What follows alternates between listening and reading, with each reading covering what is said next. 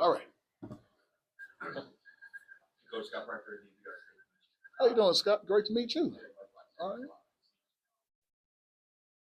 I appreciate it. I do appreciate that.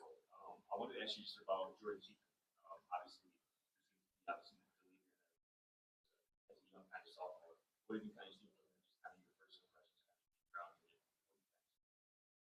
first impressions around him? Well, what I can tell you is that age does not necessarily determine maturity. He's a very mature young man.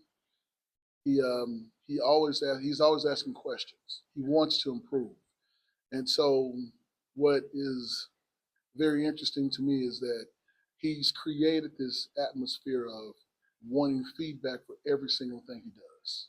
Uh, Most people thinking of it as attention, but no, he's looking to make sure it's correct, and I have to appreciate that about him, and I enjoy it about him every single day. Coach, Nice to meet you, sir. You didn't give me your name. Jake Schwartz.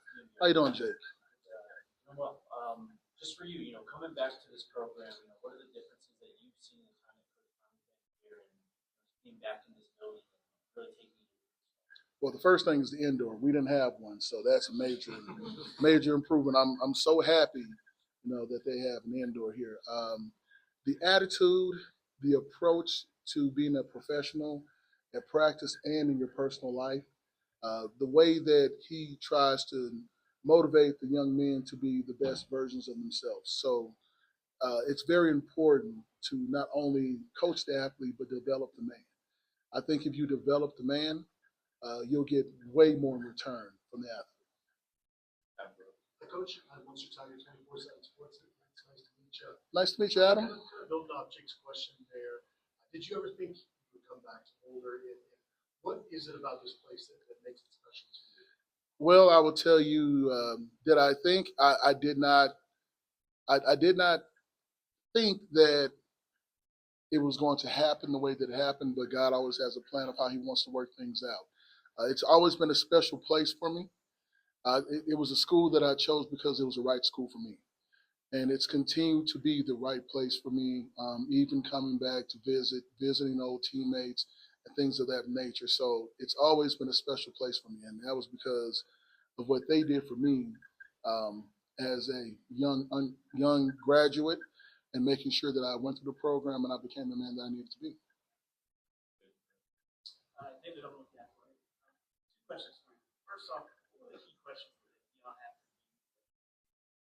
Two, I'm sure you paid attention to kind of the last 2 years outside and now being on the inside. Okay, well, key questions that he asked me. I think he was more interested in the development of the athletes. What are you going to do to develop? How are you going to relate to them? What are you going to do to get this person from point A to point B? And it's been a passion of mine to develop people around me. And so I think that's what he was really interested in, and that's what I really focused on. As far as the changes, your second question was the changes to the program? No, just having watched the last Okay. 2 years from outside and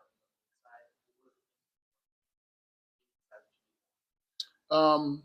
These guys are hungry. These guys are hungry. They're looking for the right picture for what it looks like for them to achieve what they really can achieve. They need to be pushed. They need to be loved on. They need to be groomed and matured. They need to be transitioned and developed into what they're going to be, and to really look at that picture to try to figure out how to get there. And what I think they're doing now, and what I know they're doing, is they're really approaching it step by step. And every person that's around them winds up giving them some type of information or knowledge for them to go along their way. More, Brian, go ahead. Brian, how will you do? Nice to meet you, Mr. Brown. Working with Gunner and Nelson George, how was that working?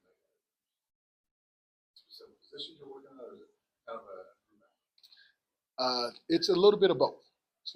So, of course, I played center, I played guard. They'll ask me questions about how I approached it, what I did, how I developed, as well as George playing tackle and guard as well, and then Gunner having the knowledge of the offense and the ins and outs. So we get together collectively and we talk out work out the plan so that the guys develop and that we're not missing anything. So it's been working great. That's just a follow to that. What's the benefit of having the three there? You're such a big group now, Mm-hmm.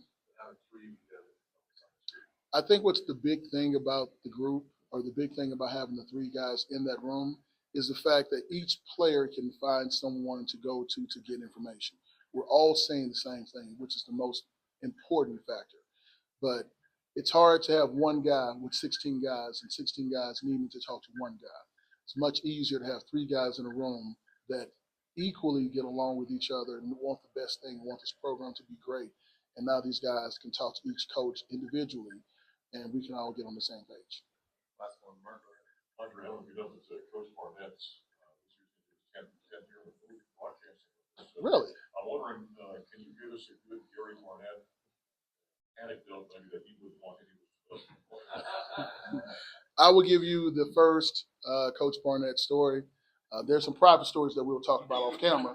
That we'll get that addressed. One of the great stories from Coach Barnett was that he came in and he talked about RTD, which of course we know is the ride to Denver. So in the team meeting, he asked Doc Crease, Doc, what does RTD mean? He said, the ride to Denver. He said, no, return to dominance. He said, oh, but you can ride to Denver too as well. But Coach Barnett was really good about the end of the week before we got ready for the game, bringing certain guys in a room, the team room, and we would visualize our success of what we are going to do the next day. The first time he did, we thought he was crazy. Like, why are we sitting in a room with a candle burning? And what does this dude asking us to do? Like, we feel like this is something wrong. But as we kept doing the process and we kept going through it, we started to see and envision certain things that were going to happen on the field, and it wound up working for us. So you visualize it, you thought about every single detail that was going to happen in the game, and then when you went out to the game, it just felt like it was normal. Yep. Thanks, Coach. Thank you, guys.